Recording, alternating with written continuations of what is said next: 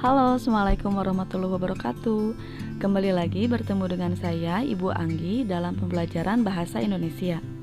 Dalam pertemuan kita kali ini, kita akan mempelajari kompetensi dasar pertama di kelas 10, yaitu teks laporan hasil observasi.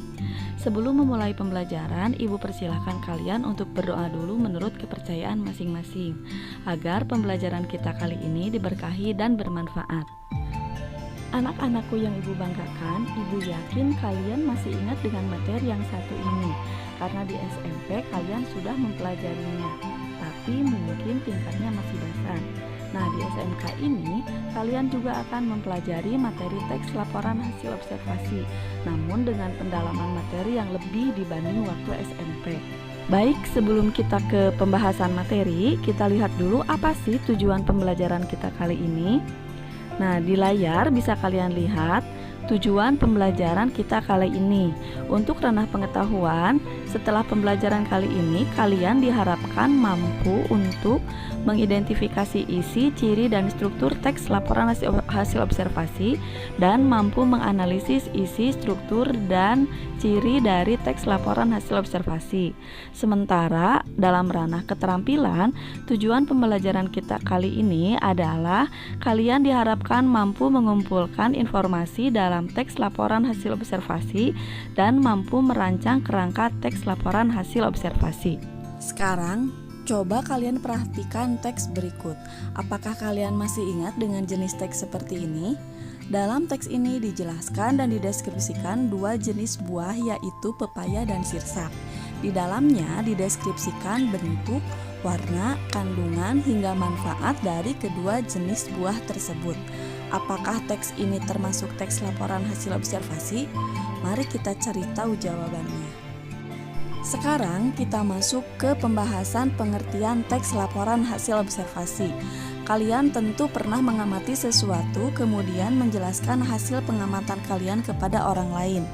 Hal yang seperti itu termasuk laporan hasil observasi, hanya saja bentuknya non-formal. Teks laporan hasil observasi ditulis atau disusun setelah seseorang melakukan pengamatan secara nyata. Misalnya, seorang ilmuwan mengamati salah satu jenis virus mulai dari sifatnya, penyebarannya, hingga zat yang bisa melumpuhkannya. Kemudian, ilmuwan tersebut membuat sebuah laporan atau tulisan. Nah, hasil dari pengamatan atau penelitian inilah yang disebut sebagai teks laporan hasil observasi. Di layar, kalian bisa melihat pengertian teks laporan hasil observasi, yaitu suatu teks yang berfungsi untuk menginformasikan suatu objek yang telah diamati. Kegiatan pengamatan dilakukan dengan cara terjun langsung ke lapangan untuk mengetahui suatu informasi yang ada. Pencarian data untuk penyusunan teks laporan hasil observasi bisa juga didapatkan dari berbagai sumber. Misalnya kalian akan meneliti pohon pisang. Untuk ciri fisik kalian bisa dapatkan dari pengamatan langsung dengan melihat pohon pisang. Sementara untuk manfaat dan kandungan dari buah pisang bisa kalian dapatkan dari buku atau internet. Teks laporan hasil observasi ini bersifat informatif, komunikatif, dan objektif. Artinya, teks laporan hasil observasi harus menjelaskan suatu informasi yang jelas dengan menyajikan fakta sesuai dengan objek yang diamati. Nah, sekarang kita lanjutkan ke ciri dari teks laporan hasil observasi. Dari segi isi, laporan hasil observasi mempunyai ciri-ciri sebagai berikut. Yang pertama, bersifat objektif. Kedua, ditulis berdasarkan fakta yang ditemukan pada saat pengamatan. Ketiga, tidak mengandung hal-hal yang bersifat menyimpang, dugaan-dugaan yang tidak tepat, atau pemihakan terhadap sesuatu. Yang keempat, ditulis secara lengkap. Berikutnya, struktur teks laporan hasil observasi.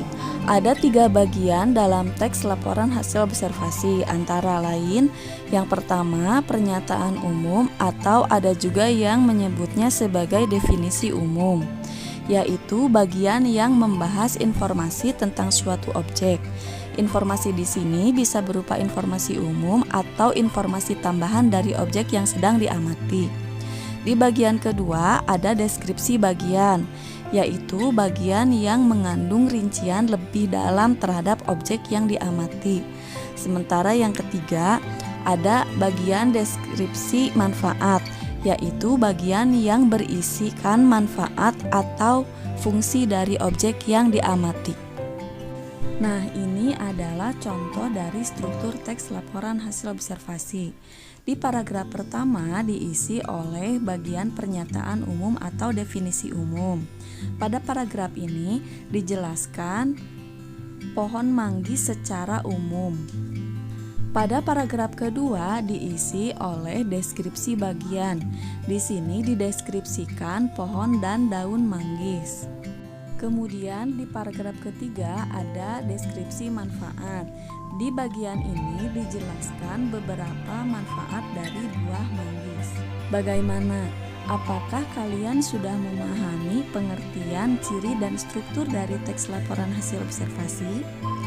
Jika kalian sudah memahaminya, sekarang waktunya kalian mengerjakan tugas atau latihan soal yang ada di LKPD yang sudah Ibu bagikan di GCR. Jika kalian memiliki pertanyaan, silahkan tulis pertanyaan kalian di kolom komentar di video YouTube ini. Jangan lupa tuliskan juga nama dan kelasmu. Sekian pembahasan mengenai pengertian, ciri, dan struktur dari teks laporan hasil observasi. Untuk pertemuan selanjutnya, kita akan membahas kaidah kebahasaan dan penulisan teks laporan hasil observasi. Semoga kalian bisa memahami pembelajaran materi hari ini. Terima kasih atas perhatian kalian. Assalamualaikum.